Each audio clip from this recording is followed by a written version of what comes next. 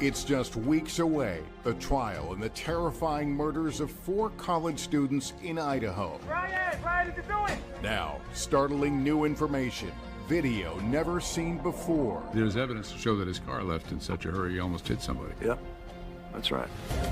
Ominous selfies from the suspect's phone, images of women and serial killers. Googling the words forced, passed out, drugged. These are all themes of power, domination, and control. It was very known that Bryan Kohberger had a problem with women. I was like, he had my phone number. He had asked to hang out with me. New details from inside the house. Something is happening. Something happened to our house. What will be revealed in court? We came across a tip that would appear to be an alternate suspect. Justice is coming. Families deserve that. It's time. The evidence, the trial, the suspect, the heartbreak.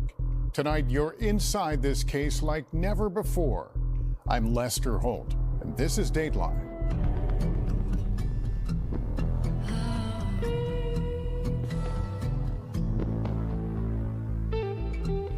Here's Keith Morrison with The Terrible Night on King Road.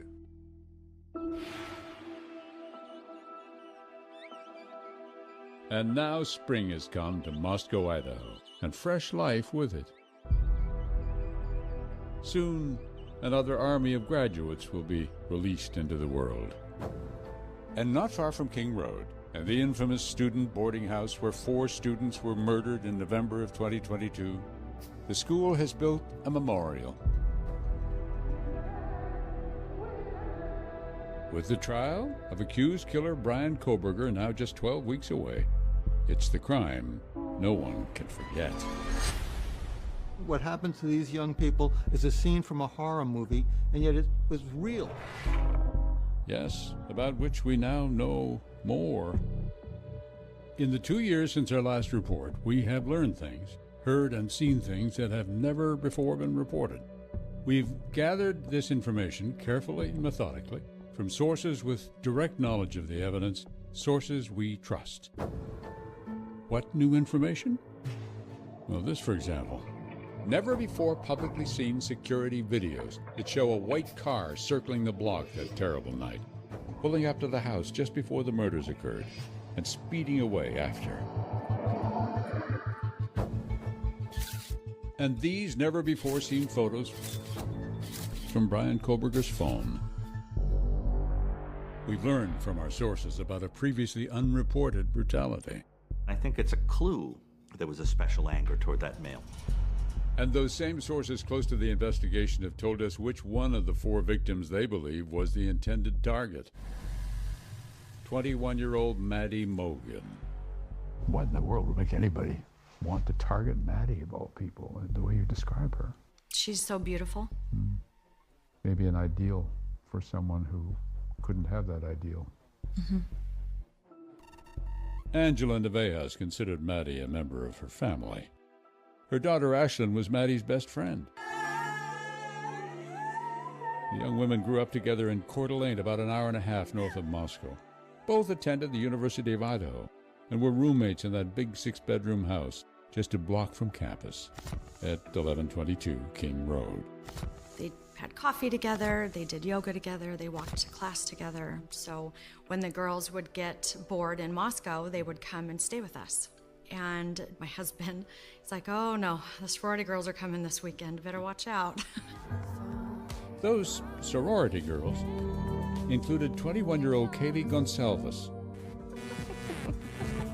and 20-year-old Xana Kernodle. Hi, my name is Xana Kernodle. Also among the roommates on King Road. Where I've lived the past 2 years. They were so fun and just beautiful and kind, super kind, rays of sunshine. But they were also motivated, so they made sure that academically their stuff was done during the week and they had fun on the weekends. And they all, would have graduated top in their class. They were very responsible kids. Responsible, yes, but so much more. Maddie was kind of like a little sister to you, right? Mm-hmm. Katie Widmeyer was Maddie's boss at a clothing store in Coeur d'Alene. She knew all the roommates, invited them and their fellow sorority members to model and work at fashion-related events. they really didn't come from extremely privileged backgrounds. They knew how to be someone was to get an education. Katie quickly recognized Maddie's potential, offered her more hours, an offer Maddie turned down.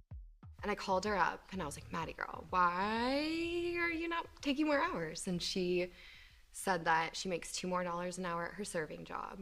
And I was like, you know what? We would have paid you $25 an hour to stay here. As the school year came to an end in the spring of 2022, Maddie, with one more year to go, was making plans for life and work after college, as was Kaylee, who had just a semester before graduation. Xana and her boyfriend, 20-year-old Ethan Chapin, had a little more time to figure out things. She was a junior, he a freshman. And what none of them knew was that across the country, another student was making plans to continue his education.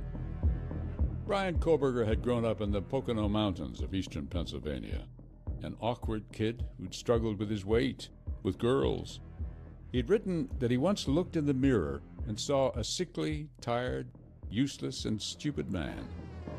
But by 2022, he was 27, and Kohberger had both kicked a heroin addiction and lost more than 100 pounds. If he loses this weight and he turns himself into literally another person. This is Howard Bloom, award-winning investigative journalist and NBC News consultant. Bloom was on the ground in Idaho days after the murders and has written a book about the case, When the Night Comes Falling.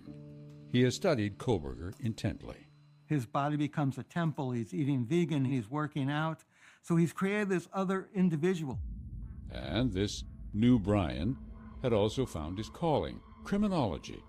He'd received his undergrad and master's degrees at DeSales University, near his home in Pennsylvania. His master's teachers, one of them said he was one of the 2 best students she ever had in 10 years. And by the summer of 2022, he'd been accepted into the PhD program at Washington State University in Pullman, just a 15-minute drive across the state line from that house on King Road in Moscow. What no one knew yet was that Brian Kohberger, while finishing his master's degree, had gone on Amazon.com, as these documents in the possession of law enforcement and obtained by Dateline show. And he'd purchased a K-Bar U.S. Marine Corps knife, a knife precisely like this one, nearly 8 months before the murders. Then on June 25, 2022, he used his phone to take this picture of his car, a 2015 white Hyundai Elantra, just as he pulled away from his family home in Albrightsville, Pennsylvania, headed toward Washington State and the fates that awaited them all. There is an element that's very cinematic about this whole story. Cinematic, yet very raw and real. And reported here for the first time, the phone calls Kohberger made in the hours after the murders. I would love to have heard that conversation. The text message to a woman who met Kohberger at a party before the murders. I probably would have never thought of this experience again. And newly revealed photos of young women, photos Kohberger browsed on his phone. He's clearly trolling and getting stimulated by looking at people who in his mind fuel the fantasy. And with the trial just weeks away, how will his attorneys defend Brian Kohberger with the death penalty hanging over his head? How do you mount a defense to all that stuff? Piece by piece. And if one card falls, then the house can fall.